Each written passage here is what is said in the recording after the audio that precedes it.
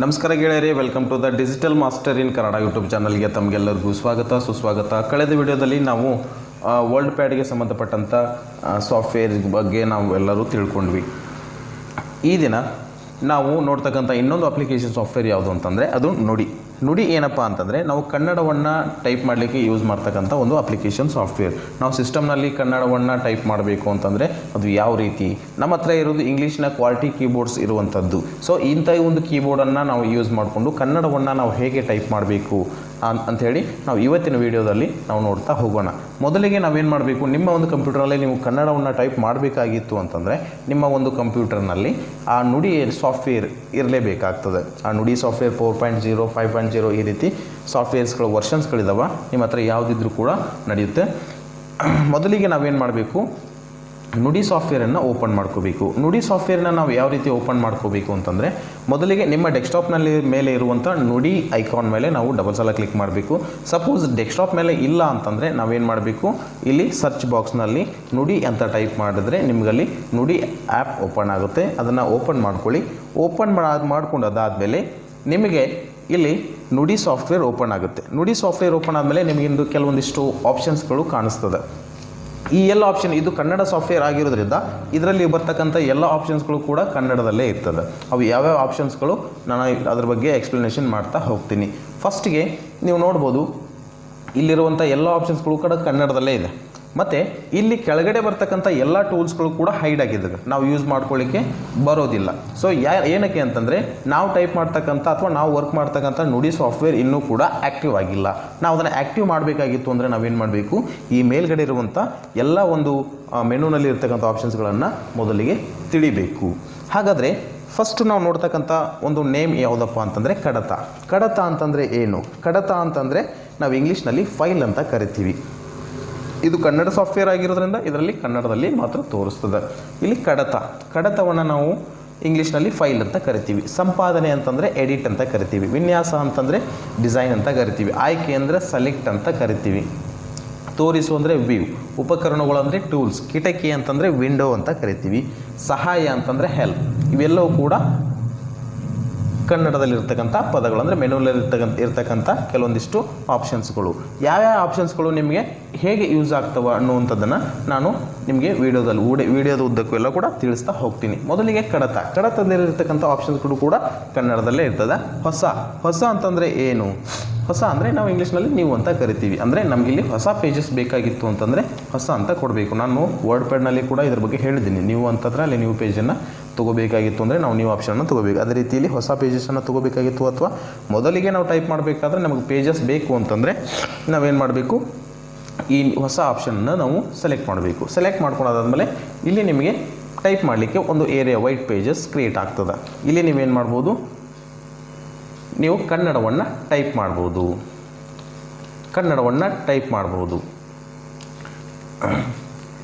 ಜೊತೆಗೆ ಫ್ರೆಂಡ್ಸ್, ಇಲ್ಲಿ ಕನ್ನಡವನ್ನು ನಾವು ಯಾವ ರೀತಿ ಟೈಪ್ ಮಾಡ್ತೀವಿ ಅಂತಂದರೆ ಕನ್ನಡವನ್ನು ಏನಂದರೆ ಇಂಗ್ಲೀಷಲ್ಲಿ ಇಂಗ್ಲೀಷ್ ಕೀಬೋರ್ಡನ್ನು ನಾವು ಯೂಸ್ ಮಾಡಿಕೊಂಡು ಕನ್ನಡವನ್ನು ಹೇಗೆ ಟೈಪ್ ಮಾಡಬೇಕು ಅಂತ ಕೇಳಿದರೆ ಆಲ್ಮೋಸ್ಟ್ ಅಲ್ಲಿ ವೆರಿ ಸಿಂಪಲ್ ಆಗಿರ್ತಕ್ಕಂಥದ್ದು.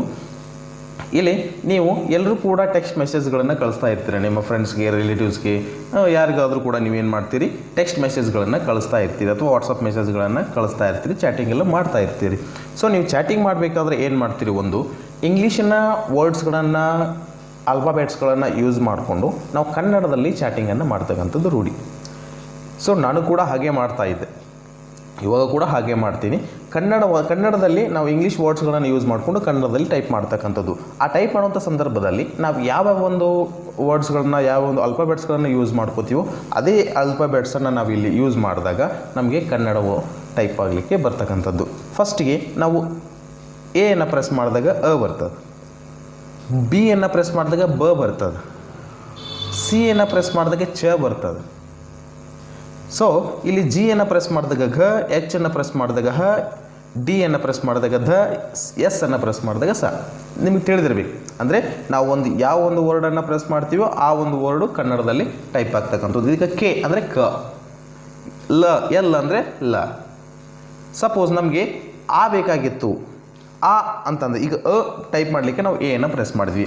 ಆ ಬೇಕಾಗಿತ್ತು ಅಂತಂದರೆ ಶಿಫ್ಟ್ ಎಯನ್ನು ಪ್ರೆಸ್ ಮಾಡಿಬಿಟ್ರೆ ನಮಗೆ ಆ ಬರ್ತದೆ.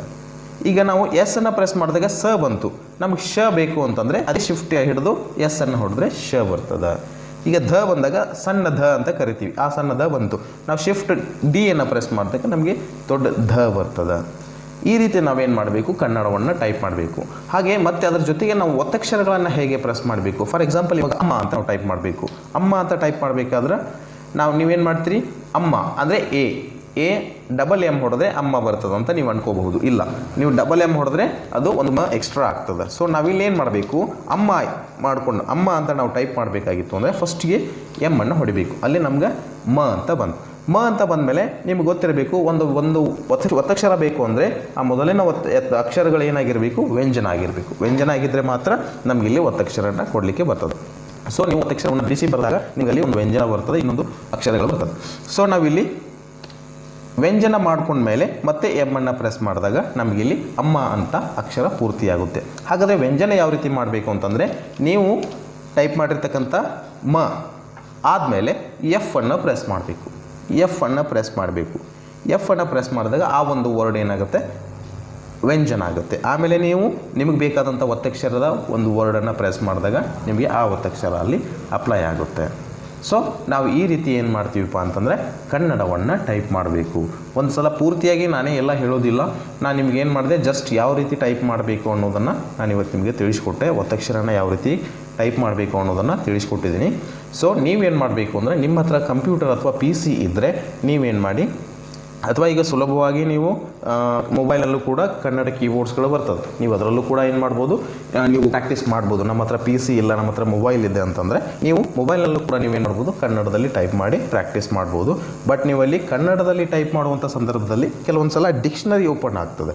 ಆ ಡಿಕ್ಷನರಿಯನ್ನು ಯೂಸ್ ಮಾಡಬೇಡಿ. ಅದು ಯಾಕಂದರೆ ನೀವು ಅಮ್ಮ ಅಂತ ಟೈಪ್ ಮಾಡಬೇಕಂದ್ರೆ ಆಟೋಮೆಟಿಕ್ ಮೇಲ್ಗಡೆ ಅದು ಆ ವರ್ಡ್ಸ್, ಆ ಒಂದು ಅಕ್ಷರಕ್ಕೆ ಸಂಬಂಧಪಟ್ಟಂಥ ಮುಂದಿನ ಸೆಂಟೆನ್ಸ್ಗಳನ್ನು, ವರ್ಡ್ಸ್ಗಳನ್ನ ತಾನೇ ತೋರಿಸ್ತದೆ. ನೀವು ಅದನ್ನು ಪ್ರೆಸ್ ಮಾಡಿ ಕಲಿಬೇಡಿ.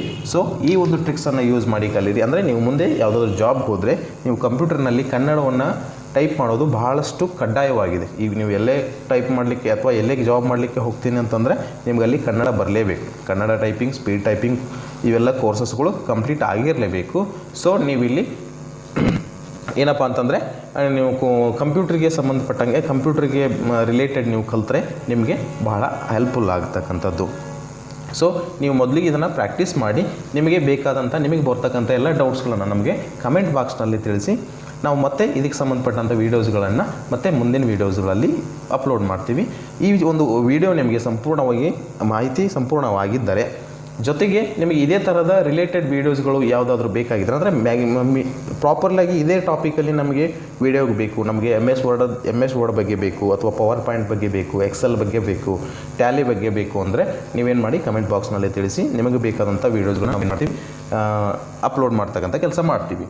ಸೊ ನಿಮಗೆಲ್ಲ ಈ ಒಂದು ವಿಡಿಯೋ ಇಷ್ಟ ಆಗಿದ್ದರೆ ಲೈಕ್ ಮಾಡಿ, ಶೇರ್ ಮಾಡಿ, ಸಬ್ಸ್ಕ್ರೈಬ್ ಮಾಡಿ, ಹಾಗೆ ಪಕ್ಕದಲ್ಲಿರುವಂಥ ಬೆಲ್ ಐಕನನ್ನು ಪ್ರೆಸ್ ಮಾಡಿ. ನಾವು ಮಾಡ್ತಕ್ಕಂಥ ವೀಡಿಯೋಸ್ಗಳು ಏನಾಗ್ತದೆ, ನೇರವಾಗಿ ನಿಮ್ಮ ಒಂದು ಸ್ಕ್ರೀನ್ ಮೇಲೆ ನೋಟಿಫಿಕೇಷನ್ ಬರ್ತಕ್ಕಂಥದ್ದು. ಧನ್ಯವಾದಗಳು ಫ್ರೆಂಡ್ಸ್.